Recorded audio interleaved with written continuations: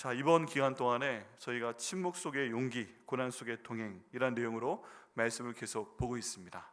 네, 한번 같이 해보시겠어요? 침묵 속의 용기, 고난 속의 동행. 우리 김일환 목사님 너무 잘 만들어 주셨는데요. 침묵 속의 용기. 여러분, 그 침묵 가운데 용기가 있습니다. 우리 예수님의 고난에 동참하는 우리들의 침묵이 있고요. 또 이 자리에 나와 기도하는 여러분의 기도 가운데 또 용기가 있는 것으로 믿습니다. 주님의 고난 가운데 동행을 할 때 주님께서 큰 복을 주실 것으로 믿습니다. 어제는 저희가 베드로에 대한 내용을 함께 보았습니다. 이 넘어진 자인 것 같지만 예수님께서는 베드로가 실패할 것을 아시면서도 그를 붙드시고 그를 겟세마네 동산에 같이 데려가셨고, 또 심지어 대제사장의 집까지 같이 올 수 있도록 인도하시고, 그가 3번 예수님 닭 2번을 이기 전에 부인할 거 아시면서도 그를 데려가셨다, 고난의 길을 데려가셨다 하는 내용을 저희가 함께 어제 나누었습니다. 그리고 그를 통해서 베드로가 회개하고 정말 주님께 돌아와서 어쩌면 예수님께서 승천하신 다음에 예루살렘 교회 가운데서 가장 교만할 수 있었던 베드로가 예수님을 3번 부인했기 때문에 가장 겸손한 사람이 되어서, 그 얘기 안 하면 되잖아요. 자기밖에 모르는데, 예수님 자기 3번 부인한 거 자기밖에 모르는데 아무한테도 얘기 안 하면 제가 가장 높은 수혜자인데, 그냥 남들 바를 때 성령 받고 그리고 제가 수자였으니까 다른 사람들 다 밑에 두면서 인도하심 가운데 사역하면 됐을 텐데, 굳이 그 얘기를 마태, 마가, 누가, 요한복음에 다 나오도록 모든 제자들에게 고백하고 자기가 예수님 3번 부인한 사람이라고 얘기하면서 이 초대교회를 겸손함으로 능력으로 상처 가운데 이끌어 나가는 것을 저희가 보게 됩니다. 이렇게 베드로가 자신의 가장 연약한 모습을 드러내며 또 순종했을 때 훗날 로마에도 보내시고, 또 이 베드로 통해서 마가가 최초의 복음서인 이 마가복음도 저술하게 합니다. 여러분, 마가복음 마가가 쓴 게 아닙니다. 베드로가 얘기한 겁니다. 베드로가 로마 감옥에서 예수님과의 그 모든 만남에 대해서 얘기하고 마가는 받아 적었을 뿐입니다. 그것을 말한 베드로도 귀하고 받아 적은 마가도 귀하죠. 그런데 하나님께서는 결국 베드로를 그렇게 인도해 오셔서 그 십자가를 그렇게 지게 하시더니, 고난의 길을 겪게 하시더니 이 복음서를 베드로를 통해서 남기시는 걸 볼 수가 있습니다. 여러분, 저희가 어떤 때는 하나님 앞에 참 높아 보이는 사람이 될 수 있고요, 어떤 때는 그냥 주님 앞에서 완전히 실패하는 사람이 될 수 있습니다. 베드로처럼. 그런데 그 실패 가운데서 우리가 주님 믿고 의지하면서 온전히 회개하며 가게 되면 또 주님께서 이미 그거 다 알고 계셨기 때문에 저희를 받아주십니다. 그러니까 죄책감이 다 저희 마음 가운데 있죠. 근데 그럼에도 불구하고 우리 주님은 그거 다 알고 우리 부르신 거고요, 그거 다 알고 우리로 하여금 여기 백회한목교에 나와서 예배드리게 하시는 것이고요, 그거 다 아시고 우리가 이 교회에서 주님의 일을 하며 주님께 주신 이 백회한목교회를 세우며 이 길 가게 하시는 것을 믿습니다. 그러니까 우리 가운데 베드로 계신다면 여러분 너무 힘들어하지 마시고 주님께 나오시면 됩니다. 그러면 거기에 맞게 쓰실 줄 믿습니다. 여러분, 베드로가요 몰랐을 거예요. 자기 같은 사람이 복음서를 써, 마가복음을 써, 너무 놀랐을 거예요. 그거요, 저는 예수님께서 베드로 챙겨주신 거라고 믿습니다. 진짜요. 베드로 챙겨주셨습니다. 고난 가운데서도 힘들어하면서도 가슴에 멍이 들면서도 주님의 고난의 길을 일생 동안 갔더니 주님께서 그렇게 챙겨주시고, 오늘날 저희는 마가복음을 읽으면서 이게 베드로의 열매구나, 예수님께서 이렇게 챙겨주시는구나, 이걸 저희가 보게 됩니다. 우리 지금 이 자리에 나와 계신 분들도 힘드시지만 예수님께서 보내셨기 때문에 이 백회한목교회에서 고난의 길을 걷고 계시는 것을 믿습니다. 아직 드러나지 않았지만 우리 베드로를 챙겨주셔서 마가복음을 기록하게 하신 예수님께서 여기 계신 한 분 한 분 또 뭔가 아직 우리가 알지 못하는 새로운 열매 주시고 챙겨주실 걸로 믿습니다. 우리 다 눈으로 보는 게 참 귀중하잖아요. 그런 사람들이기 때문에 이렇게 고난의 길을 겪으면서 백회한목교회 신앙생활하면서 주님 있게 하신 날까지 신앙생활하면서 가다 보면 주님께서 이게 네가 백회한목교회에서 고난의 길 가운데서 순종하며 회개하며 살아온 열매다 하고 뭔가 딱 보여주실 겁니다. 기대가 되지 않으세요? 어제 그런 내용으로 저희가 말씀을 함께 나누었습니다. 오늘은 구레네 시몬에 대한 내용을 함께 보겠습니다. 강제된 동행이 은혜로라는 내용입니다. 한번 같이 해보시겠어요? 강제된 동행이 은혜로. 또 이렇게 성경적인 표현으로 하면 이렇게도 이해가 됩니다. 억지로 함께 했더니 은혜로. 강제로, 억지로. 그게 오늘 내용 가운데 있는 정말 중요한 그런 그 내용입니다. 여러분, 저희가 살다 보면은 원하지 않는 일을 갑자기 해야 될 때가 있어요. 그렇지 않으세요? 네. 그냥 우리가 쫙 살아오던 시절을 보면 굳이 예수님과 더불어 생각하지 않아도 가정에서나 뭐 직장에서나 아니면 학교에서나 예상치 못했던 일을 억지로 해야 되는 경우가 있었습니다. 그렇지 않으세요? 근데 억지로 하게 되는 일 중에 좋은 일은 또 별로 없어요. 억지로 하게 되는 건 항상 별로 안 좋은 일이에요. 별로 안 좋은 일. 준비도 없었는데, 계획도 없었는데 전혀 예상치 못했던 일들이 그냥 그게 저희를 탁 잡아가지고 어떤 차로 데려가는 거예요. 그런 경험 있으세요? 그게 대신 뭐 청소를 하는 거라든지, 어제 말씀드린 것처럼 제가 초등학교 내내 화분에 물 주는 물당번을 갑자기 억지로 탁 목사 된다 이것 때문에 잡아가지고 하는 거라든지, 뭐 여러 가지가 있습니다. 여러 가지. 근데 그런 상황 가운데서 저희가 오늘 말씀을 통해서 한번 예수님께서 지난 세월 동안에 나를 탁 잡아서 주님의 일을 시킨 적이 있었나, 이걸 한번 보도록 하겠습니다. 여러분, 설교를 할 때요, 그 설교 준비가 3단계로 나뉩니다. 그게 뭐냐면 첫 번째는 성경에 있는 얘기만 하는 겁니다. 그건 정말 쉬워요. 지금부터 설교하면서 구레네 시몬에 대한 얘기만 하면 너무너무 쉬워요. 요즘 또 얼마나 연구가 잘 되어 있는지, 책도 많고 뭐 인터넷 조사에도 금방 나오고. 근데 이거는 가장 1단계입니다. 구레네 시몬이 있었습니다. 여러분, 구레네 시몬이 백인이었어요? 아시아 사람이었어요? 흑인이었어요? 어떻게 하셨어요? 제가 보니까 이 설교 한 번 한 적이 있어요. 구레네 시몬에 대해서. 감사합니다. 제가 설교를 제대로 하고 있다기보다는 다 잘 들어주시는 거죠. 혹시 그래도 구레네 시몬이 백인이다, 안 계세요? 아니면 아시아 사람이다, 그러면 흑인인 것 같다. 감사합니다. 조심해야 되겠어요. 지난번에 했던 설교를 한 번 들었는데 그대로 했으면 큰일 날 뻔했어요.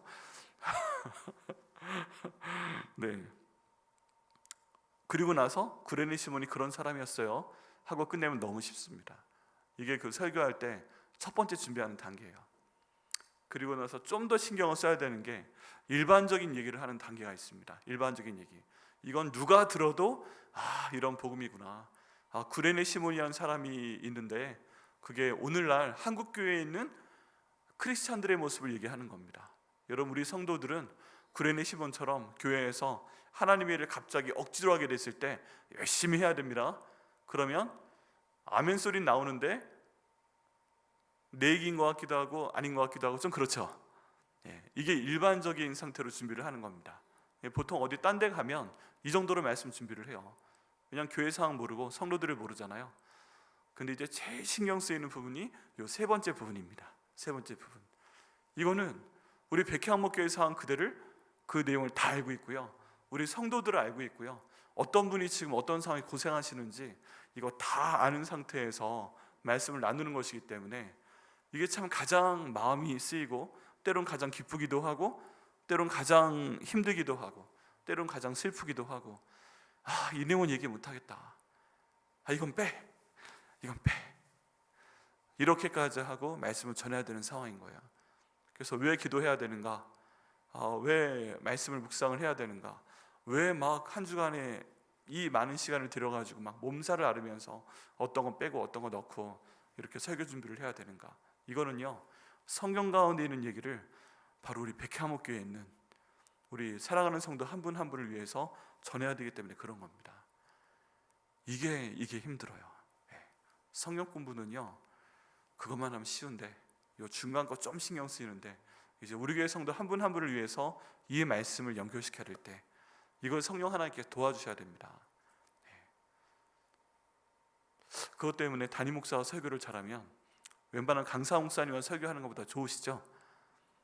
오셔가지고 성경 얘기만 하시던가 아니면 모든 세상을 위한 얘기를 하시면 뭔가 좀 어색하잖아요. 근데 오늘 말씀을 통해서 여러분 우리 백향목 교회를 배경으로 또 우리 가운데 있는 성도 한 명 한 명을 생각하며 이 말씀을 한번 나눠보고자 합니다. 전에 말씀 다 드린 것부터 할 거예요. 여기 성경 이해부터 좀 할 거예요. 성경 이해부터. 그러면 여기 보면 이제 구레네 사람 시몬이라고 있습니다. 근데 지난번에 제가 설교할 때 말씀드렸던 대로 이 크레네가 어느 대륙에 있어요? 아프리카에 있어요. 아프리카 위쪽에 있어요. 그렇기 때문에 아마 흑인이었을 거다라고 말씀드렸습니다. 흑인이었을 거예요. 그리고 정말 그 신앙이 깊은 그런 사람이었을 겁니다. 근데 여기에서 구레네 사람이라고 해도 이 아프리카에서부터 지금 예루살렘까지 올라왔다고 생각하기는 힘들어요. 그죠? 네. 뭐 보통 우리가 고향이 어디예요? 하고 물었을 때 저는 할아버지 계신 곳이 충남 당진, 스산 당진, 사교천이 있는데 막 그런 말씀 하시니까 그러면 제가 충남에서 왔어요. 그러면 지금 충남에서 왔다는 게 아니잖아요. 할아버지가 거기 사셨고 아버지도 거기 사셨고 저도 초등학교 1학년은 거기서 다녔고 뭐 그런 얘기를 하는 거지. 그래서 지금 거기서 올라왔구나. 이건 아니잖아요. 그래서 구레뇨 사람 시몬이다라고 해도 지금 아프리카에서부터 여기까지 올라온 건 아니에요. 어딘가 있었겠죠. 그런데 이제 이 사람이 지금 시골로부터 와서 갑니다. 시골이 아프리카는 아니라는 겁니다. 그리고 또 여기는 알렉산더와 루포의 아버지라고 되어 있습니다. 알렉산더와 루포. 그러면 전에 말씀드렸던 대로 이 구레네 사람 시몬이 아마도 흑인이니까 이 알렉산더와 루포도 아마도 흑인이겠죠. 아내도 아마도 흑인일 거다라고 생각을 합니다. 그리고 알렉산더와 루포가 지금 여기 같이 있어요, 없어요? 그것도 잘 몰라요. 모르는 거예요. 근데 그럼에도 불구하고 여기 알렉산더와 루포가 굳이 지금 나오고 있는 이유는 이 글을 쓸 때 이 글을 지금 불러주고 있는 베드로가 여기는 알렉산더와 루포를 잘 알고 있었다는 뜻입니다. 그래서 굳이 여기 구레네 시몬 얘기를 할 때 야 마가 너도 알지만 그 알렉산더 있잖아 걔 루포 있잖아 걔네 아버지야 이러면서 얘기를 했더니 알렉산더 루포의 아버지인 구레네 시몬이다 라고 마가가 여기 받아 쓴 것입니다. 그리고 시골로부터 와서 지나가고 있습니다. 자, 여기에 보면은 지나가고 있다는 게 또 중요합니다. 지나가고 있었어요. 지금 이 구레네 시몬은 예수님을 이 내용을 보면 알고 있어요? 모르고 있어요? 잘 알고 있었던 것 같지 않아요. 잘 모르고 있었던 것 같아요. 왜냐하면 지금 시골로부터 올라오고 있잖아요. 이 시골이 유대 지방 어디였으면 그랬을 거라고 할 거예요. 근데 여기 시골이라고 하는 거 봐서는 잘 모르는 거예요. 그리고 예루살렘에 다만 하나님의 성전에서 예배드리러 온 그런 사람이었습니다. 그 당시에 뭐 지금처럼 핸드폰도 없었죠. 뭐 인터넷도 할 수 없죠. 그러니까 예수님에 대해 모르면 또 모르는 겁니다. 모르면 모르는 거예요. 그리고 아시겠지만 유대인들이 얼마나 자기 인종 중심적이에요. 유대인 하면은 딱 아시아 그 사람들이잖아요. 우리 한국이랑은 비슷합니다. 이때 인종차별이 있었을까요? 없었을까요? 있었어요. 그러니까 여기 지금 구레네 시몬이 흑인이죠. 알렉산더 루파가 같이 있었다면 흑인이죠. 그러면 굳이 지금 이 사람들을 뭐 잘해주고 얘기해주고 끼워주고 이런 분위기가 아닐 수 있었다는 것입니다. 이걸 본인들도 알아요, 몰라요? 본인들도 알아요. 그러니까 그냥 이렇게 다니는 겁니다. 예배 드리기 위해서. 근데 중요한 것은 지금 예수님을 만나기 위해서 가다가가 아니라 지나가다가 로마 군병들한테 잡혔습니다. 이게 얼마나 놀랐을까요? 얼마나 놀랐을까요? 기가 막혔을 겁니다. 안 그래도 조심조심 다니고 있는데 그냥 사람들 웅성웅성 하는 거 보기 싫어가지고 좀 피해가는 중이었을 수 있는데 로마 군병들이 갑자기 딱 잡습니다.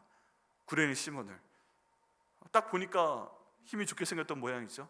그리고 옆에 알렉산더와 루포 아이들이 있었다라고 생각을 하면 또 이 애들은 얼마나 놀랐을까요? 지금 그런 상황입니다. 여러분 그런 내용을 한번 그림으로 그려봤습니다. 어떠세요? 좀 비슷해 보이세요? 상황이 보이세요?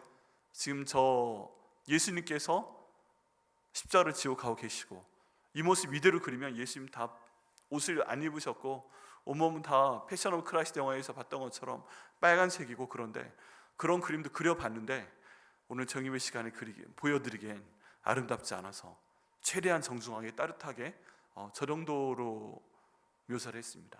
우리 예수님께서 머리에 가시관 쓰시고 또 옷을 입고 십자가를 지고 가고 계십니다. 그런데 지금 저 군병 두 사람이 창을 들고서 저기 있는 구레네 시몬과 옆에 있던 알렉산더 루포까지 잡아온 거예요. 저렇게 해서 저 구레네 시몬과 알렉산더 루포가 예수님을 만나게 됩니다. 전혀 계획이 없었던 일이었습니다. 근데 저희가 믿기로는 세상에 우연이 있다고 그랬어요? 없다고 그랬어요? 없다고 그랬습니다. 그럼 저것도 하나님의 뜻인 것을 믿습니다. 또 예수님께서 굳이 저 순간에, 가장 힘든 순간이었는데 저 순간에 저 구레네 시몬이 지나가게 하신 것도 하나님의 뜻이라고 믿습니다. 그러면요, 이게 가끔 하나님의 일이 그래요. 우리가 보기에는 전혀 연관성 없는 두 개가 움직이고 있습니다. 지금 예수님께서 이 로마 군병에 머무는 곳에서 십자가를 지시고 온몸을 맞으시고 또 가시관을 쓰시고 한쪽에서 이렇게 지금 골고다 언덕을 향해서 올라가고 계시는 겁니다. 근데 또 한쪽에서 하나님께서는 이때쯤 되면 예수님께서 너무 힘들어 쓰러질 것이라는 걸 알고 계신 거죠. 어떻게 알았을까요? 우리 예수님께서 이 로마 군병들이 있는 곳에서 옷을 벗기우고 채찍으로 온몸을 맞았다고 그랬잖아요. 그런 그 채찍에는 동물의 뼈 조각이 있고 구리 조각이 있고, 그리고 그 당시에 때리는 스타일은 그냥 이렇게 때리는 게 아니라 가죽에 붙어있기 때문에 몸을 휘감도록 채찍으로 돌려서 몸을 휘감고, 그리고 동물의 뼈 조각, 구리 조각 이런 것들이 살갗에 받치게 되면 이걸 뜯어내는 방식으로 채찍질을 하는 거였습니다. 그렇게 고안이 돼 있어요. 그렇기 때문에 한 번 때릴 때 그냥 조금 때리고 마는 것이 아니라 몸을 휘감고 로마 군병 한 사람, 두 사람, 많으면 세 사람까지 잡아당겨서 살갗에 있는 피부와 그 혈관과 근육까지 뜯어내는 방식으로 채찍질을 하는 것입니다. 그래서 몸에 있는 핏줄이 다 잘라질 수밖에 없고요, 온몸이 피투성으로 변하는 것은 금방입니다. 금방입니다. 그러면 몸에서 피가 그렇게 많이 빠져나가게 되죠. 그리고 그 무거운 십자가를 지게 되죠. 그리고 걸어가게 되죠. 그러면 몸에서 탈수가 일어날 수밖에 없죠. 쇼크가 일어날 수밖에 없죠. 그래서 많은 십자가를 진 사람들은 그렇게 십자가를 지고 올라가다가 쇼크사를 하기도 합니다. 그렇게 되면 로마 군병들은 자기의 수고를 더는 것이고요, 우리 예수님도 그런 상태에서 가시는 거였기 때문에 어느 지역에서 넘어지셨다, 이런 것들도 여러분 인터넷에서 그 예수님께서 골고다 언덕 가신 길을 비아 돌로로사라고 합니다. 그걸 한번 쳐보시면 몇 군데 기념하는 장소가 있는데, 예수님께서 여기에서 한번 쓰러지셨다, 여기에서 예수님 육신의 어머니 마리아를 만나셨다, 여기에서 뭘 하셨다, 이런 것들이 몇 미터 단위로 다 표시가 되어 있습니다. 근데 예수님께서 쓰러지신 자리까지 표시가 되어 있습니다. 그래서 모든 것들을 알고 계신 하나님께서 예수님께서 이 비아 돌로로사 고난의 길을 걸어가실 때 이때쯤 되면 쓰러질 것이다라는 걸 아시고, 또 이쪽에선 구레네 시몬을 보내서 만나게 하시는 겁니다. 서로 다른 위치에서 서로 다른 사람이 가고 있는데 우연히가 아니라 하나님의 저 같은 뜻 가운데서 딱 구레네 시몬 그 옆을 지나갈 때 예수님께서 딱 쓰러지시고, 그 옆에 있는 로마 군병 두세 명이서 구레네 시몬을 동시에 쳐다보게 되고 이 사람을 억지로 잡아서 지금 예수님 대신에 십자가를 지게 하고 있는 장면이 바로 본문에 나와 있는 장면입니다. 이 순간까지 전혀 알 수가 없죠. 자, 그리고 나서 이 로마 군병들이 예수님을 옆으로 딱 밀쳐내고 구레네 시몬에게 십자가를 대신 지우게 됩니다. 근데 여기서 희한한 건 뭐냐면, 자 보시면 그들이 그를 억지로 같이 가게 하여 예수 십자가를 지웠다라고 되어 있습니다.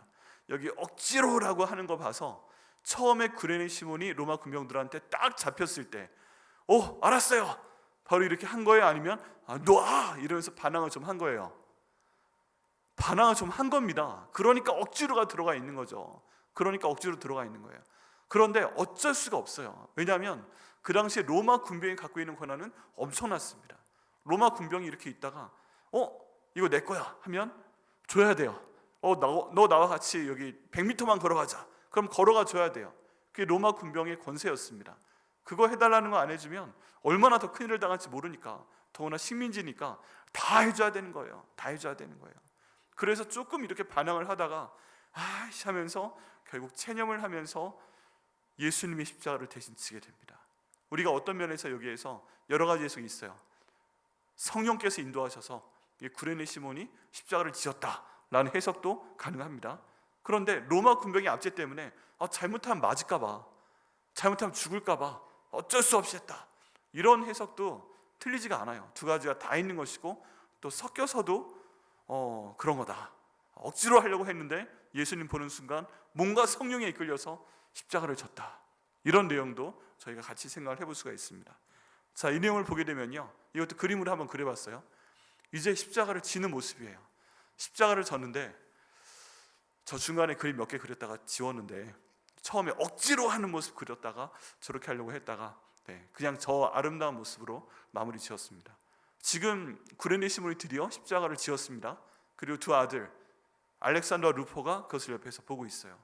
근데 예수님께서, 물론 그 당시엔 쓰러져 계시고 고통스러운 상황이었겠지만, 예수님께서 저기 구레네 시몬의 눈을 맞추시면서 웃으시면서 손을 흔들어서 고맙다라고 말씀하시듯이, 지금 그 모습을 보고 우리 구레네 시몬도 웃으면서 저 길을 가는 것을 볼 수가 있습니다. 일단 결론부터 얘기를 하면, 우리 예수님의 십자가를 내가 대신 질 때 우리 예수님께서 거기에 대해서 기뻐해 주시고 우리 격려해 주시고 또 저렇게 힘도 주시고, 그걸 따라갈 때 우리도 지금 저기 보이는 구레네 시몬처럼 힘들지만 웃으면서 그 길 가게 하실 것을 믿습니다. 또 이것을 우리 자녀들이 본다면, 저 뒤에 있는 알렉산더와 루포가 아까하고는 좀 느낌이 다르죠. 굉장히 놀라워하고 있었는데 멀찌감치서 예수님 바라보고, 또 우리 아빠가 힘들지만 십자가 지고 가는 거 보면서 그 모습을 따라가는 그런 느낌도 볼 수가 있습니다. 그래서 강제된 동행이지만 하나님께서 은혜를 베풀어 주신다 하는 것을 저 십자가를 통해서 저희가 볼 수가 있습니다. 여러분, 여기에서요, 이제 지금 알렉산더 루포의 모습이 너무 아름다운 가운데 있고 구레네 시몬의 모습도 아름다운 가운데 있는데, 저희가 좀 더 저 가운데 들어가서 살펴봐야 됩니다. 무엇을 봐야 되는가? 거리예요. 거리. 어떤 거리인가? 예수님께서 지금 십자가를 지고 가실 때 멀리서 보면은 그 모습밖에 안 보입니다. 얼마나 힘든지 모릅니다. 그렇죠? 근데 이제 저희가 오감을 통해서 막상 구레네 시몬처럼 저 예수님께 가까이 갔을 때, 십자가를 지었을 때 어떤 경험을 했을까, 그걸 한번 보겠습니다. 자, 멀리서 볼 때는 지금 예수님께서 올라가시는 길이 좁은 길이고 수많은 사람들이 주변을 둘러싸고 있었기 때문에, 사람이 산이 있었기 때문에 예수님의 모습을 못 봤을 거예요.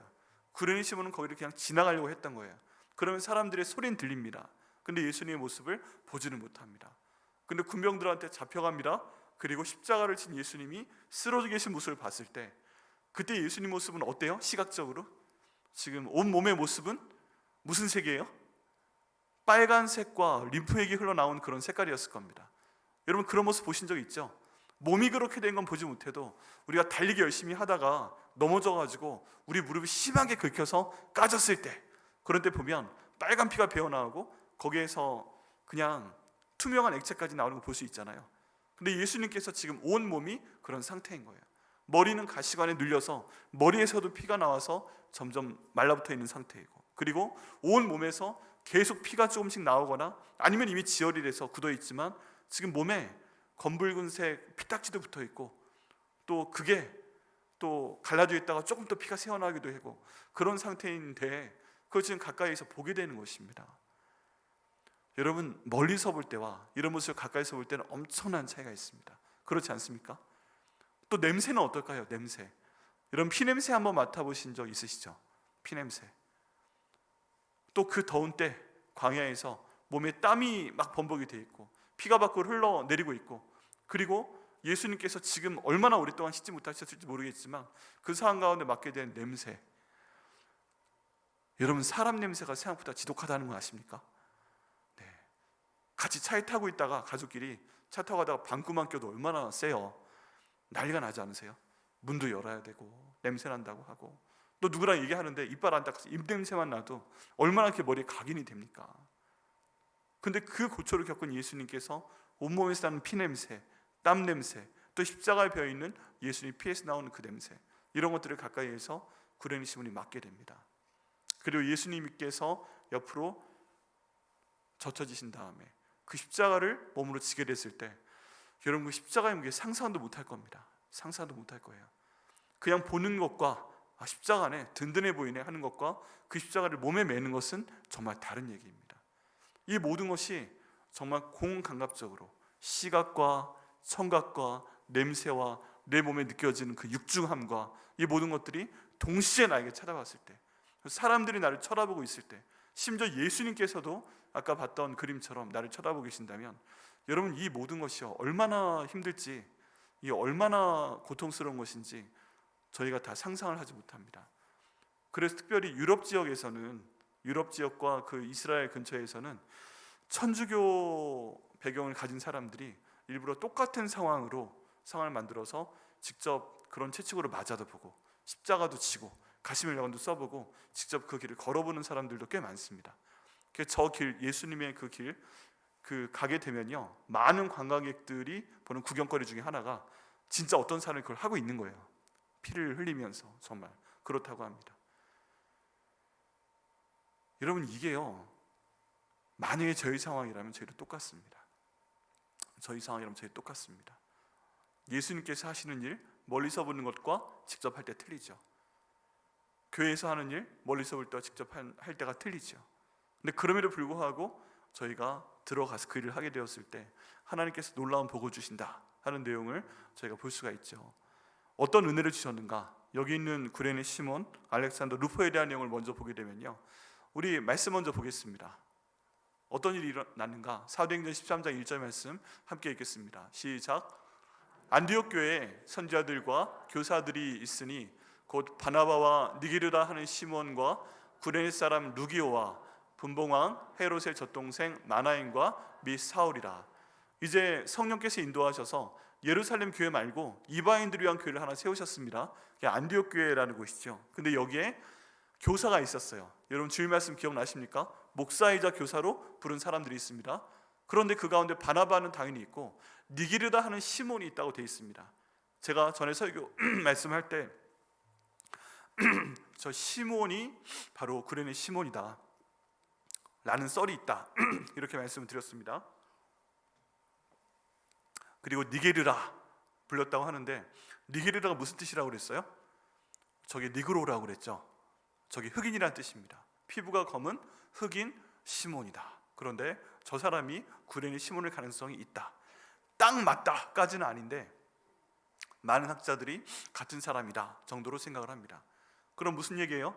이렇게 해서 이 겟세마네 동산에서 골고다 언덕까지는 예수님 만나서 십자가를 지고 골고다 언덕까지 올라간 그 사람을 하나님께서 붙드셔서 예수님 믿게 하시고 예수 십자가에 달리는 장면 보게 하시고, 또 우리는 뭔가 다 알 수 없는 성령의 인도하심 가운데 예수님을 믿게 되고 이 사람이 안디옥까지 가게 됐다는 겁니다. 그리고 나서 거기 있는 사람들을 가르친다는 거예요. 어떻게 가르칠 수 있는가? 이미 그 당시에 구약성경에 있었기 때문에 구약성경에 있는 오실 예수님이 바로 내가 십자가를 지었던 그 예수님이라 하고 가르치는 것이죠. 대단한 경험이죠. 만약 그게 맞다면. 그렇게 해서 하나님께서 지금 그 구레네 시몬을 붙들어서 최초의 선교적 교회인 안디옥 교회에 보내서 이제 모든 세상으로 나가서 복음을 전할 사람들을 가르치게 했다면 엄청난 하나님의 은혜입니다. 그렇죠? 네, 이런 하나님의 은혜가 저기 있는 시몬에게 임했습니다. 그리고 저도 제가 생각하기에 저것도 아까 베드로가 무너졌을 때 나중에 마가를 보내셔서 복음서 기록하게 하신 것처럼 또 그 구레네 시몬이 예수님이 십자가를 진 그 모습에 대해서 저렇게 하나님께서 다시 한번 보여주시고 사도행전에 기록하게 하셔서 야 시몬 너 수고 많았다 하고 칭찬해 주시는 거라고 생각을 합니다. 얼마나 많은 사람이 그 당시에 있었겠어요. 예수님의 그 기적을 본 사람, 예수님에게 그 오병이어 떡과 물고기 받아먹은 사람, 병 나은 사람, 귀신 들렸는데 귀신 쫓겨난 사람, 엄청나게 많은 무리가 예수님 주변에 있었는데 마지막 순간에 예수님 옆을 가다가 지나가다가 예수님 십자가를 한번 지었던 그 사람을 우리 하나님께서 딱 들어서 안디옥교로 보내시고 그 이름도 저기 한번 딱 남기신 거 보니까 얼마나 대단해요. 하나님이 내가 너를 안다 라고 말씀하시는 거잖아요. 여러분, 저는 그 하나님, 예수님, 성령님 나중에 정말 대면에서 만나면 그 칭찬 듣고 싶어요. 형제야! 이름 딱 불러주시는 거죠. 너 고생 많았어. 그럼 전 물어볼 거예요. 제가 무슨 고생을 했는데요? 대충 말씀하시는 거예요? 제가 뭐 했는지 알고 말씀하시는 거예요? 뭐 그런 거 있잖아요. 가족 가운데서의 좀 서로 칭찬할 때, 남편이 아내가 남편한테, 또는 부모가 자녀한테 너 참 잘했다 그랬을 때 뭘 잘했는데요? 그럼 구체적으로 얘기해 달라는 거 아니에요. 그럼 이거 잘했다. 그럼 감사하고. 예쁘다 했는데 뭐가 예쁜데? 그러면 눈썹이 예쁘다고 구체적으로 말해야 되고, 그리고 뭔가 싸움이 났을 때 잘못했어 사과를 하면 뭘 잘못했는데 얘기할 때 조심해야 되죠. 조심해야 됩니다. 그때 내가 뭐 쓰레기 안 갖다 버린 것도 잘못했고, 내 늦잠 잘못한 것도 잘못했고, 그거밖에 없어. 그럼 뭐 잘못했는지 모르니까 쭉 나오는데 이제 뭐 아내나 남편이 상상도 못했던 걸 계속 잘못했다고 하게 되면 갑자기 왕창 숨겨진 비밀이 드러나면서 더 큰 어려움이 생기죠. 조심해야 됩니다.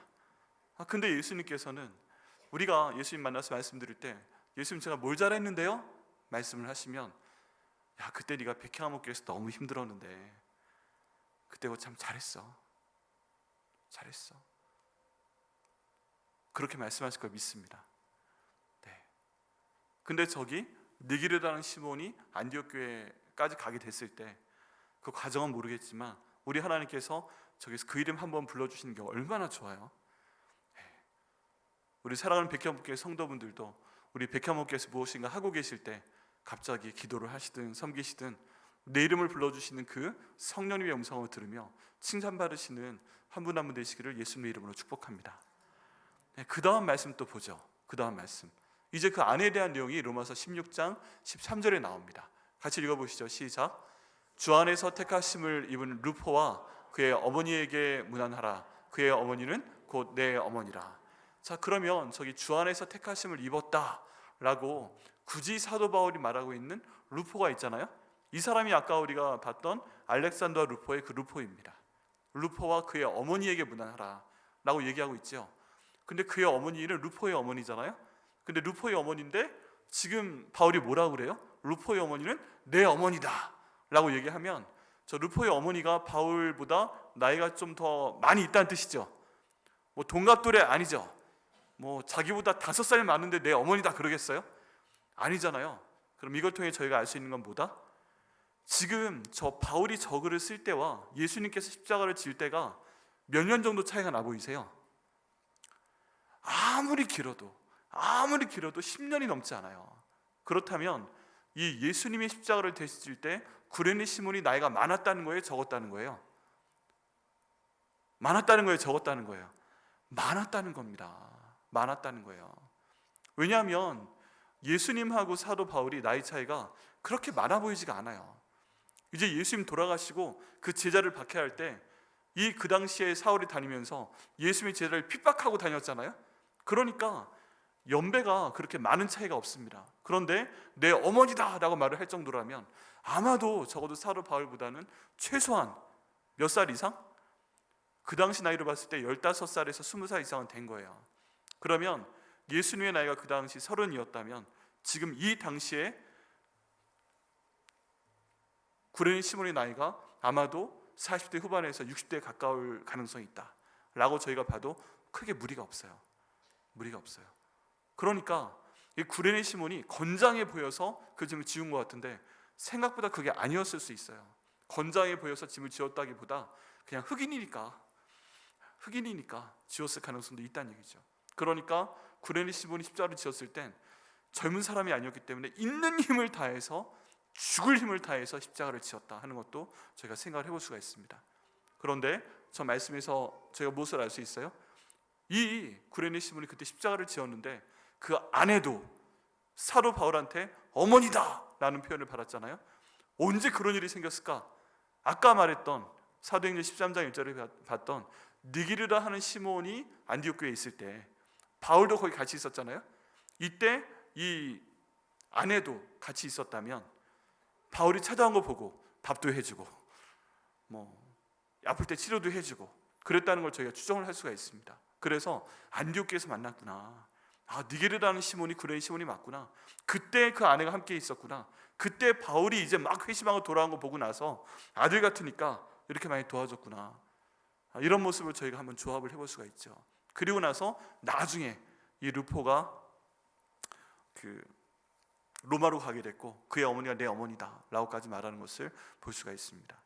여러분, 이렇게 보게 되면 이 구레네 시몬이 우연인 것 같지만 하나님이 억지로 끌어다가 예수님 십자가를 지게 했는데 그것 때문에 아내도 예수님 만나게 됐고 그 위대한 사도 바울한테 내 어머니다 라는 표현 듣게 됐고 알렉산더와 루포도 하나님의 종이 되고 이 알렉산더는요 나중에 훌륭한 목사님이 됐다는 기록이 있습니다. 로마 교구에 그런 내용들을 통해서 정말 이 구레네 시몬이 가문이 억지로 하나님을 따라서 동행을 하고 십자가를 진 것 같은데 하나님이 결국 큰 은혜를 주셨다라는 것을 저희가 성경적으로 보게 됩니다. 아멘이세요? 하나님이 우연을 만드시지 않는구나. 이 성경 가운데 억지로 십자가를 졌던 한 사람을 잡아서 사용하시더니 그 아내도 두 아들도 이렇게 하나님께서 놀랍도록 사용하시는구나. 그런 은혜를 저희가 보게 됩니다. 그래서 구레네 시몬과 그의 가족이 이렇게 복을 받았습니다. 아멘, 할렐루야. 오늘 설교 말씀 끝! 하면 너무 좋겠지만 이제 이것을 저희한테 한번 적용을 해봐야 됩니다. 여러분, 저희가 지금 신앙생활을 하는 것이 참 만만치가 않습니다. 더구나 이 시대 가운데 예수님 믿는 사람이 되고 예수님의 이름으로 기도하게 되는 건 쉽지가 않습니다. 그리고 저희 백향목교회에서 신앙생활하는 게 만만치가 않습니다. 만만치가 않습니다. 우리 백향목교회가 55년의 역사를 하나님께서 주셨고 또 홈페이지 우리 건물 보고 얼마나 멋있는지 정말 위대하잖아요. 저희 교회 추천해 주신 침신대에 있는 임도균 교수님이 이 목사님 이 교회 어때? 하고 딱 홈페이지와 교회 사진을 보내왔는데 제가 그 사진에 넘어갔잖아요. 침례교회 이렇게 멋있는 교회가 있었어? 이런 게 처음 보는데 강남중앙 침례교회보다 멋있네. 지구촌교회보다 멋있는데 이게 어떻게 된 거야? 그 당시에 저는 강남중앙 침례교회 전도사도 했었고 그래서 그 고딕 양식 건물 알고 있었고 또 양수리 수양관 잘 알고 있었고 그리고 지구촌교회 전도사로 있었으니까 그 언덕 위에 빨간 집 지금 수지에 있는 성도 알고 있었고 그리고 여러 군데 교회 다녀봤으니까 알고 있는데 이건 백향목교회는 파란색 유리로 번쩍번쩍 빛나고 있잖아요. 사진도 그렇고 여러분 찾아보시게 되면 위에서 그 당시에 드론도 없었을 텐데 위에서 멋있게 찍은 사진도 있고 홈페이지 조감도는 진짜 끝내주고 그냥 앞에서만 찍어도 추모관도 멋있게 나왔고 그래가지고 그 사진에 확 제가 반해가지고 진짜 좋다 이랬다는 거 아니에요. 많은 분들이 아마 그러신 분들이 계실 거예요. 지나가시다가 민속촌 앞에 지나가시다가 한번 오시고 또 어쩌다가 저 만나시는 분들이나 아니면 저희 교회 잠깐 방문하신 분들이 백향목교회를 모르시는 분들이 거의 안 계세요. 민속촌 앞에서 저희 교회 볼 때가 제일 잘 보이잖아요. 그리고 교회 이름도 얼마나 크게 이렇게 써 있어요. 밤하늘의 모든 색깔이 까매도 저는 기흥 장례식장이 별로 안 좋은데 왜냐하면 기흥 장례식장이 좀 더 앞에 있으니까 밤에 보면 기흥 장례식장 밑에 빛나잖아요. 크게 좀 빛나고 그 다음에 이제 백향목교회가 공중에 떠 있습니다. 십자가와 함께 밤에 보면 얼마나 아름답게 보이는지 몰라요. 그리고 이제 2년 전부터 생겨서 하나님을 찾는 자 역전의 주인공이 됩니다. 이제 그게 좀 중간 정도에 보이고 밑에 기흥 장례식장 거기 하나님을 찾는 자 그 다음에 백향목교회 그리고 밤하늘의 십자가 이렇게 딱 보이잖아요. 그래서 모든 분들이 지나가면서 백향목교회를 동경을 하시더라고요. 저 안에 한번 들어가 보고 싶다. 근데 이제 어떻게 알아서 들어와서 저를 만나신 분들은 들어와 보니까 이러네요 하고 정말 멋있다고 하면서 그럼 구경시켜주죠. 목사님들도 그렇고 올해 들어서 제가 기흥구 기독교 연합회에 가서 참여를 하고 이제 한 분 두 분 왔다 가시는데 그러면 위에서부터 쫙 보여줍니다. 5층에서부터 보여드릴게요 하고 엘리베이터 딱 올라가서 저 5층 제 목양실에서부터 쫙 내려보세요. 그럼 우와 입이 안 다물어져요. 목사님 좋으시겠어요? 그러면 네 대답은 안 하고 하고 넘어가고 그 다음에 4층 성가대실도 쫙 보여주고요. 목사님 진짜 성가대실이 이렇게 멋있을 수가 있어? 그럼 내가 그러고 그 다음 3층 내려오고 본당에서 또 봤을 때 야, 또 끝내주잖아요. 본당 2층 내려와가지고 저희 연회장 거기에서 보는 또 이쪽, 이야, 그리고 밖으로 모시고 나와서 나무 데크에서 딱 보여주고, 이야, 여기에서 저희 봄가을에 캠핑도 해요. 그럼 우와 목사님, 이야, 저는 그냥 우와 할 때 이것만 하고 갑니다. 그 다음 이쪽 저희 잔디바라서 풋살장, 이야, 그 다음 저거 뭐예요? 저거 침례탕이에요. 침례탕. 우리 여름에는 수영장 써요. 그래요? 딱 벗어 딱 하고, 이야, 야 목사님 여름마다 수영할 수 있겠네. 좋겠네. 그럼 저도 그리고 1년차 때 침례 주고 나서 교회 학교를 거의 수영할 때 한번 들어가 보고 그 다음에 2번은 못 들어가 봤어요. 그리고 나서 이제 1층은요 패스합니다. 이제 그때쯤 되면 막 시간이 급해가지고 패스를 하고, 그리고서 바로 저희 밑으로 내려가서 추모관 보여드리고 차 타고 이제 가시는 거죠. 근데 뭐 감탄이에요. 와, 멀리서 볼 때 이렇게 이런저런 때 들어와 보니까 이야, 와 하다가 딱 가면서 그 마음은 어떨까? 정말 기뻐한 걸까? 칭찬할 걸까? 아니면 속이 쓰릴까? 막 그런 생각도 하고, 또 가끔 교회 있다 보면 지나가다가 전화가 걸려옵니다. 아는 목사님 전화 걸려오면, 목사님 경부고속도로에 지금 내려가고 있는 중인데, 이야 목사님 기회 보이는데 다음에 한번 차 마시러 갈게요. 그러면서 온 사람 한 명도 없어요. 왜냐면 고속도로 타고 가니까 이렇게 빠지는 게 쉽지 않거든요. 저도 한번 시도해 봤는데 삥삥 돌아와야 되잖아요. 내비게이션 맞춰놓고 올라가든지 내려오든지 하다가 우리에게 들어오려고 하면 상당히 돕니다. 못 찾다가 갈 수도 있어요. 그러니까 대부분 한번 그냥 전화하고 가는 거고, 언제가 만나면 밥을 사라. 저런 게 담임목사로 있으니까 뭐 그런 얘기하고 지나갑니다. 그럼 그때가 언제인지 모르겠지만 빼놓고 네 안녕히 가세요 까지 하고 딱 끊죠. 저에게 멋있는 교회입니다. 지난번에 그 제자훈련 세미나 갔을 때도 그 백야목교회입니다 하니까 큰 교회인데 어제도 거기 지나왔는데 코스코 가면서 봤는데, 그러면서 저한테 그 전까지 영인에 계세요 그러다가 백야목교회 담임 목사님 명함 달라고, 그래서 없다 그러죠. 그럴 때 없다고 합니다. 보통 보이는 게 그렇게 아름답고 멋있는 교회인데, 이제 멀리서 봤을 때 예수님 모랑은 비슷해요. 그렇지 않으세요? 우리 예수님 보면 하나님의 아들이시고 우리 가운데 놀라운 기적을 많이 행하셨고, 성경 가운데 있는 예수님 정말 훌륭하고 아름답고 병도 고쳐주시고 먹을 것도 주시고 다 그러신 분인데, 막상 예수님과 동행하는 내용을 보게 되면 힘든 것처럼 우리가 백야목교회 안에 들어와서 사역을 하다 보면 힘든 점들이 있습니다. 그렇지 않으세요? 신앙생활을 하다 보면 힘든 점들이 있습니다. 그런 것들을 보게 되면 여기 그 본문에 처음 나오는 것처럼 마침 알렉산더와 루퍼의 아버지인 구레네 사람 시몬이 시골로부터 와서 지나가다 들어왔는데 그를 억지로 같이 가게 해서 예수님 십자가를 지게 하는 것처럼, 우리 예수님께서 백향목교회에 들어오게 하셔서 억지로 짐을 지게 하시는 경우가 있습니다. 할렐루야. 처음에는 자원에서 온 것 같은데 주님의 뜻 가운데 왔는데, 이 좀 있다 보면은 사람들이 멀리 있게 둬요? 안 둬요? 안 둡니다. 좀 있다 보면 내부로 들어와야 됩니다. 그러면서 어떤 일을 하게 됩니다. 그게요, 담임 목사일 수도 있어요. 담임 목사일 수도 있고, 그게 저희 부목사님일 수도 있어요. 그리고 그게 오늘 찬양팀일 수도 있어요. 들어왔는데 찬양할 사람 없다고 해서 뭐 내가 찬양을 잘하니까 찬양한 것도 있지만, 사람이 없대 집사님 일로 와봐, 그냥 노래 못 부르는데, 그럼 마이크 꺼둘게 괜찮아. 이런 경우도 있을 수 있어요.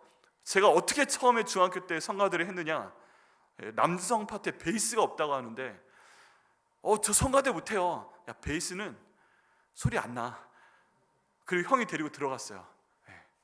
그리고서 가끔 성가대 지휘자님이 하다가 딱 이상한 소리가 나서 야 너 틀렸잖아 하고 어떤 형을 딱 지목을 했었는데, 아직까지 기억에 남는 게 저 입만 벌렸는데요.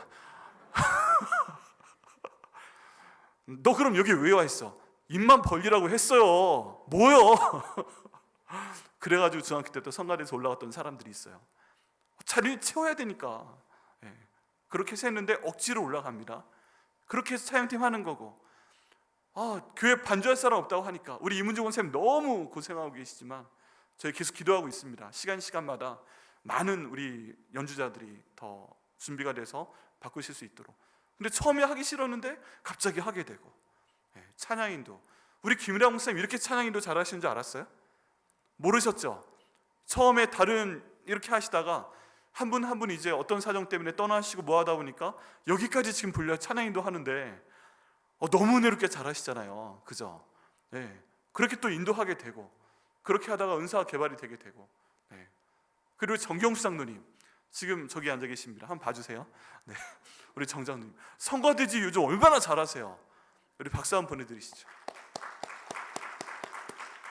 성가대 지휘자로 섬기시면서 또 오래 섬기했습니다 하고 계시고, 얼마나 은혜로운 찬양 저희 가운데 주고 계시고, 또 우리 교회 가운데 처음 오셨을 때 나이가 젊다는 이유로, 또 어려 보인다는 이유로 교회 학교 교사로 억지로 끌려가신 분들 얼마나 많으세요. 저희 말씀 들어보니까 처음에 왔는데 유치부 또래 애가 있다고 학부모로 왔는데 그냥 다음 주부터 선생님 하세요, 애 데리고 와서 당신 애가 당신이 봐. 그래가지고 교사 시작하신 분이 우리 저기 앉아 계신 신경선 집사님이시잖아요. 그래서 오자마자 그 다음 주 유치부 학부모인데 같이 가서 섬기다가 5년 6년 7년 흘러가서 거기 봉사하다 보니까 애들이 커서 또 올라오게 되고, 막상 올라와 보니까 작년 예배 이부 드리시는 분들은 누가 누군지 잘 모르겠고, 새신자세요 인사도 받으셨고 막 그러시다고 하더라고요. 뭐 그렇게 해서 되고, 또 막 목장 모임 하다 보니까 그래 누군가 목장을 해야 되는데 목자 하세요. 목자 못 하는데, 근데 막 있다 보니까 갑자기 목자 하게 되고, 이번에도 그거 많이 느끼셨잖아요. 한번 목장이 확 뒤집어지면서 우리 송수 집사님 고생 많이 하시면서 3개월 동안 기도하시면서 새로운 목장이 형성이 되는데, 내가 목자를 해야 돼 말아야 돼 이거 막 하다가 막 시키고 뭐 연락하고 전화하고 막 이렇게 해서 목자를 하긴 했는데 억지로 하신 분도 계시다는 거 우리 모두 다 알고 있습니다. 할렐루야. 이렇게 하다 보니까 다 뭔가 억지로의 영성이 교회는 있어요. 우리 교회도 있어요. 그리고 예전에도 그렇고 지금에도 그랬는데, 집에서 밥이나 반찬 안 하시는 분들이 꼭 가끔 목장에서 식사 준비할 때 끌려 나와서 억지로 밥 하시는 경우도 있잖아요, 그죠? 예전에 저 섬기던 교회에서는 김치 다 사서 먹었는데 교회 김장할 때 꼭 끌려 나와서 내가 여기서 김장한다고 그러시던 아주머니들이 정말 많았어요. 근데 집에서도 하는 여기서 해야 돼 막 그러면서 팍팍팍 넣으시고, 근데 그러다가 수육하고 딱 한번 김장김치 드시고서 이것도 괜찮네 그러시는 거예요. 다 억지로 끌려 나와서 봉사를 하시게 됩니다. 그게요, 교사일 수도 있고 목자일 수도 있고 또 우리 위원장님들일 수도 있고 우리 장로님들일 수도 있고 또 우리 전도사님 부목사님들일 수도 있고, 어쩌면 담임 목사도 거기 포함될 수 있고, 어쩌면 우리 원로 목사님도 억지로 시작을 했을 수 있고, 뭐 여러 가지 상황이 다 가능합니다. 여러분 아멘이십니까? 그러면서 지금 인도하시는 가운데 계속 오고 있는데, 여러분 어떠세요? 그게 처음에는 억지로였는데 좀 하다 보니까 거기에 또 은혜가 있지 않으셨나요? 은혜가 있습니다. 은혜가. 그거를 오늘 본문의 말씀처럼 저희들은 억지로 은혜라고 한번 표현을 해볼 수가 있어요. 억지로 은혜. 우리가 다 불평을 하게 됩니다. 내가 왜 찬양팀 해야 돼? 내가 왜 갑자기 유치부 교사해야 돼? 초등학생들 왜 교사해야 돼? 우리 애들 다 컸어요. 이제 우리 애들 저기 대학교 다니고 막 그런데 초등학교 애를 힘도 없는데 왜 또 내가 교사해야 돼? 그리고 내가 왜 지금 찬양팀 해야 돼? 내가 왜 성가대 해야 돼? 내가 왜 여기에서 또 위원장하고 목자하고 그래야 돼? 내 한 몸 건사하기도 힘들고 내 가족 챙기기도 바쁘고 회사 일도 힘들고 가정 일도 힘들고 막 머리 아픈 거 하는데 왜 좀 주일 하고 이 토요일이라도 쉬어야지. 그날 또 불러내가지고 봉사시키고, 오늘 수요일인데 중간에 쉬어야 되는데 왜 굳이 특별 기도회 한다고 해서 막 또 나오게 해서 여기서 기도시키고, 뭐 그런 거 전부 다요. 그런 억지의 순간들이 저희 삶 가운데 있습니다. 즐겁지 않죠. 그리고 그 순종하는 게 자연스럽지 않습니다. 여기 나와 있는 것도 자연스럽지 않고 나가야 되니까 책임감 때문에 오신 분도 있고, 그런데 오늘 본문의 말씀처럼 여기 구레네 시몬처럼 억지로라도 저희가 주님의 뜻에 맞춰 순종을 하게 될 때 예수님께서 만나주시는 은혜를 주실 줄 믿습니다. 근데 그 은혜는요, 멀리서 바라보는 사람들은 모릅니다. 그냥 예수님이 지어주신 십자가를 져봐야 아는 거예요. 그 예수님의 핏자국도 직접 내가 보고, 멀리서 보는 거 말고 요즘 갈수록 TV가 좋아지잖아요. 뭐 그냥 손으로 만지면 그 감쪽까지 있을 정도로 그거 강조하고 있잖아요. 예수님께서 내게 맡겨주신 일과 그건데 내가 멀리서 볼 때는 뭔가 불평을 하게 되고 멀리서 할 땐 비판도 하게 되고 그런데 막상 가서 그 일을 하게 됐을 땐 누구도 비판할 수 없는 그런 상황을 우리 주님께서 체험하게 하시는 은혜가 있습니다. 우리가 이렇게 봉사하다가 예수님의 피를 직접 내 눈으로 보게 되고요, 예수님의 피 묻으신 십자가를 내가 직접 만져보게 되고요, 그 예수님 십자가만큼 못되지만 그걸 내가 한번 짊어져 보고요, 예수님의 피가 내 옷에도 한번 묻어보고요, 난 고상하게, 난 깨끗하게, 나는 깨끗한 옷 그대로 사역하고 싶었는데 어느 순간 내가 열심히 교회 사역하다 보니까 피가 묻어 있는 거예요, 내 옷에. 근데 그게 내 피일 수도 있고 예수님 피일 수도 있고, 난 항상 향수 냄새가 나고 싶고 꽃 냄새가 나고 싶은데 내 몸에서 나는 건 더 이상 꽃 냄새가 아니고 피 냄새로 나고 땀 냄새로 나고 막 그럴 때 예수님 따라가는 길이 다 꽃길일 줄 알았는데 왜 이렇게 더러워? 예수님 따라가는 길이 정말 향기로운 길일 줄 알았는데 왜 이렇게 냄새가 나? 예수님 따라가는 길이 똑같이 십자가 지고 가는 사람들이면 다 사랑하고 한 몸 돼서 가야 될 것 같은데 왜 이렇게 서로 싫어해? 왜 이렇게 서로 비난해? 왜 이렇게 서로 딴 데를 바라보고 있어? 이런 것들을 저희가 체험을 하게 되면서요, 이 고난을 느끼게 됩니다. 어려움을 느끼게 됩니다. 여러 가지 마음이 상처를 받게 되고 참 힘들게 됩니다. 그리고 우리가 지금 이번 주간에 원래 작정했던 대로 목적한 건 못하지만 또 내가 힘들지만 11조를 내고 할 때 또 감사원금도 드리고 이렇게 했을 때 항상 기뻤으면 좋겠는데 11조 드리는 것도 굉장히 고민이 되고 감사원금 드리는 것도 고민이 되고 그게 얼마나 힘이 듭니까? 근데 그래도 순종하는 마음으로 하나님께 드리고 했을 때 이게 항상 기쁘기만 한 것은 아니고 그런 모든 고난과 그런 냄새와 그런 핏자국이 저희 삶 가운데 분명히 있습니다. 근데 그럼에도 불구하고 이 억지로의 은혜를 우리 하나님이 아시고 이 억지로의 은혜 가운데 하나님께서 저에게 큰 복을 주시는 것을 믿습니다. 여러분, 억지로 끌려나와 기도하다가 눈물로 기도하게 되는 거 아세요? 억지로 기도하다가 눈물로 기도하고 주의 종이 된 사람이 있습니다. 저 대학교 때 1학년 때 아버지 교회 개척하셔가지고 집안에 5년 동안 가족끼리만 지하에서 예배 드리는데 대학생이 없잖아요. 그러니까 제가 대학부 좀 다니게 해달라고, 저희 집이 어쨌든 저기 교회하고 사택하고 또 그때 같이 있었는데 건물 지하에 딱 10분 당한 포스코 건물이 있었어요. 선흥역과 삼성역 중간, 삼성역과 선흥역 중간에. 그래서 선흥역까지 걸어가는데 10분 걸립니다. 그 다음 역 역삼역 지하철에서, 그 다음 역 강남역. 10분 걸어가면 사랑의 교회 있으니까 사랑의 교회 대학부 갈 수 있도록 해주세요. 그래서 아버지가 오후 2시이니까 보내줬어요.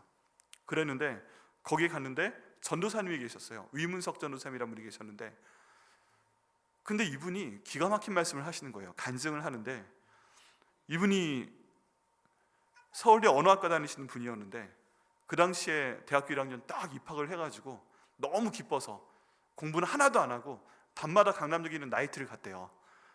그것도 주말 밤에는 금토주일은 나이트에 샜대요. 그런데 금요일에 가서 열심히 밤새 놀고 마시고 흔들고 그 다음 토요일날 열심히 하고 이렇게 살다 보니까 어느 날 토요일이 아침이 됐는데 딱 떴는데 몸에 기운이 하나도 없더래요.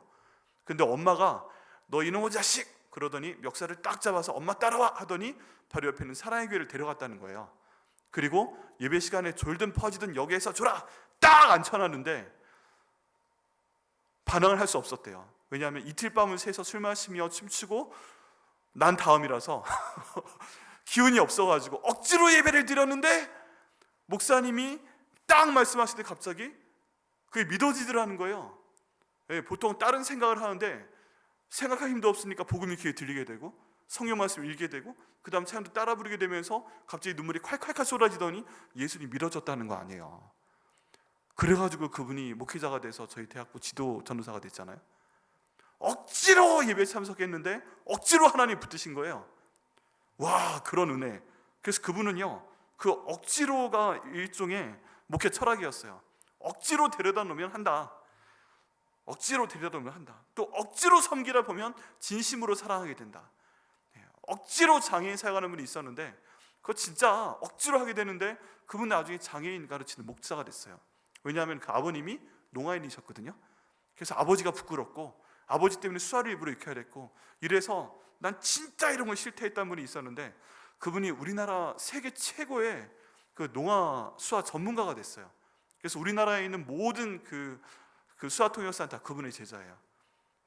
네. 강남대에 계신 교수님 있어요. 위대하게 사용하시는 교수님. 근데 그분은 너무너무 싫었대요. 근데 섬기다 보니까 하나님께서 그렇게 만나게 하시고 그 농아의 모습에서 예수님의 모습을 봤다고 그래요. 또 말씀을 읽다가 말씀에 사로잡히는 경우도 있습니다. 말씀 진짜 읽기 싫어가지고 막 도망 다니는데 예수님이 들어온 거예요. 저희 경우도 그런데 저희 경우도 말씀 진짜 읽기 싫었는데 그거 안 맞으면 엉덩이 맞으니까 구두주걱으로 하루에 학교 다녀와서 14페이지씩 말씀 읽다가 예수님 결국 만났잖아요. 저희 아들이 고등학교 다니면서 그렇게 용돈 달라고 하는데 그거 안 주고 야, 너 매일 성경 3장 읽고 읽은 다음에 내용 요약하고 그 다음 이거 네가 큐티에서 생각하고 거기에 대해서 기도 제목 딱 해서 메일 모아서 주일 저녁까지 아빠한테 이메일로 딱 첨부해서 보내. 그거 확인하고 내가 한 주에 10,000원씩 줄게. 정말 치사하죠. 네.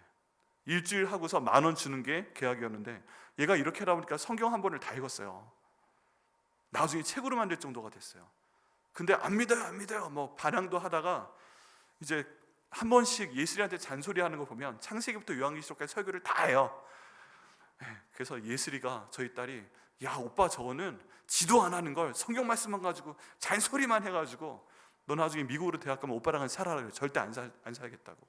근데 어쨌든 성경이 새겨져 있으면서 계속 복음 안에 있는 걸 보게 됩니다. 여러분 또 헌금은 어때요? 헌금은 내가 정말 힘든 가운데 11조를 내고 감사헌금을 내고 드렸는데 오게 되면 내가 드린 헌금으로 이 교회가 세워졌어. 여기에 내 피가 묻어있어. 여기 내 헌금이 묻어있어. 그러면 이 교회가 어느 순간 내 교회가 됩니다. 내 교회가. 저도 그런 경험이 있는데 이제 침례교 세계대회가 있어서 강남정 침례교회에서 양수리 수양가를 그 숙소로 만든다고 헌금을 걷었어요. 근데 저희 아버지가 그때 신학생 막 다니실 때였는데 저희 아버지의 보물 1호가 손에 차고 있는 번쩍번쩍한 시계였거든요. 이게 아버지의 마지막 남은 자존심이었어요. 신학 공부하기 전에 할아버지가 너 장손인데 신학 공부할 거면 네 재산 다 나한테 가져와. 그리고 갖다 드렸어요. 진짜 열받게. 그리고 그걸로 할아버지는 산을 사셨어요. 그리고 거기에서 소 사가지고 농장도 하시고 막 그러는데 아버지는 진짜 시계밖에 남은 거 없는 것 같았거든요. 저희는 반지하 단칸방으로 옮기고.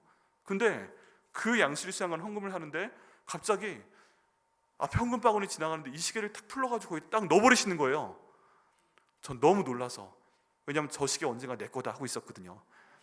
아버지가 돈은 나에게 물려줄 수 없으니까 저 시계 언젠가 내 거다 뭐 그러고 있었는데 그걸 넣어버리신 거예요. 그래가지고 아빠 저 시계 왜? 드릴 게 저거밖에 없어 그러시는 거예요.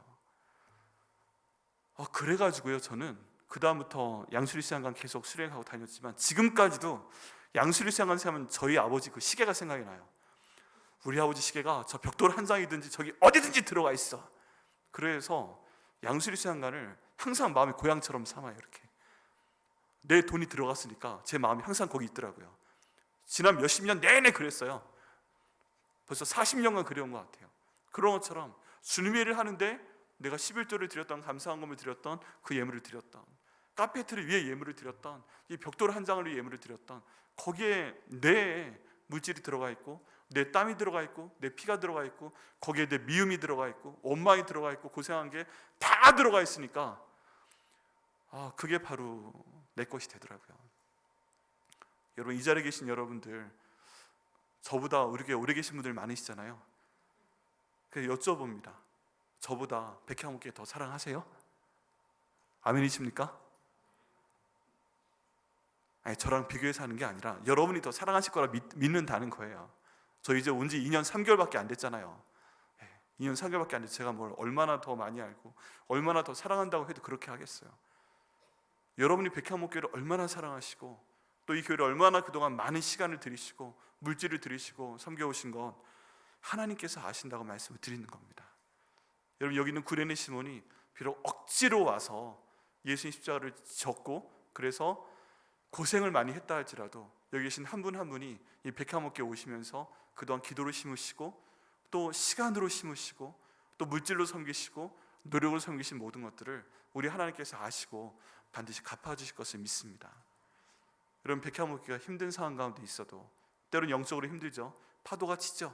물질적으로 힘든 상황 가운데 있어도 또 내가 이 안에 있는 어떤 사람 때문에 참 힘이 들어도, 사역하는 게 힘이 들어도 우리 하나님께서는 여기 있는 구레네 시몬처럼 모든 것들을 아시고, 우리가 봤던 그 예수님의 핏자국 때문에, 백향목교에서 봤던 예수님의 핏자국 때문에, 우리가 들었던 그 예수님 맡던 채찍 소리를 백향목교에서 들었기 때문에, 우리가 그 예수님의 그 피 묻은 냄새와 땀 흐른 냄새를 이 백향목교에서 맡았기 때문에, 나의 물질을 이곳 백향목교에 쏟아 부었기 때문에 우리 하나님께서 나중에 성경 가운데 알렉산더 루포의 이름을 기록하신 것처럼, 또 이 구레네 시몬의 아내를 사도 바울한테 내 어머니다 그런 말씀으로 일컬어 주시는 것처럼, 여기 계신 한 분 한 분의 섬김과 기도와 눈물과 피와 땀을 우리 하나님께서 아시고 칭찬해 주시고 갚아 주실 것을 믿습니다. 그래서 가족이기 때문에 백향목교회가 영적으로 힘들면 힘들다고 말씀드리고, 돈이 없으면 돈이 없다고 말씀드리고, 힘들면 힘들다고 말씀드리고, 그러면서 저희가 함께 기도할 때 주님께서 응답해 주실 것을 믿습니다. 여러분, 이번 주간 고난주간입니다. 다른 다 그런 건 필요 없고요. 일단 하나님, 우리 백향목교회 가운데 크신 은혜 베풀어 주시옵소서. 하나님, 우리 교회 기도할 때 우리 교회가 안정되고 부흥될 수 있도록 하나님 인도하여 주시옵소서. 승리는 이미 결정돼 있어요. 그런데 하나님, 그 과정이 너무 힘들지 않도록 인도하시고 은혜 베풀어 주시옵소서. 그리고 주님의 몸된 교회인 백향목교회 내가 순종하고 충성했기 때문에 주님 은혜 베풀어 주옵소서. 그리고 저에게 주신 그 사명이 있는데, 그걸 비록 내가 지금 억지로 하고 있다 할지라도, 내가 억지로 해도 그 가운데서 구레네 시몬에게 주셨던 은혜를 저에게 주셔서 나중에 하나님께 큰 칭찬받는 저희가 될 수 있도록 인도하여 주시옵소서. 말씀 앞에 순종하는 거죠. 오늘 그 기도하시고 또 주님과 동행하시면서 억지로 하셨지만 큰 은혜를 받으시는 저 여러분 되시기를 예수님의 이름으로 축복합니다.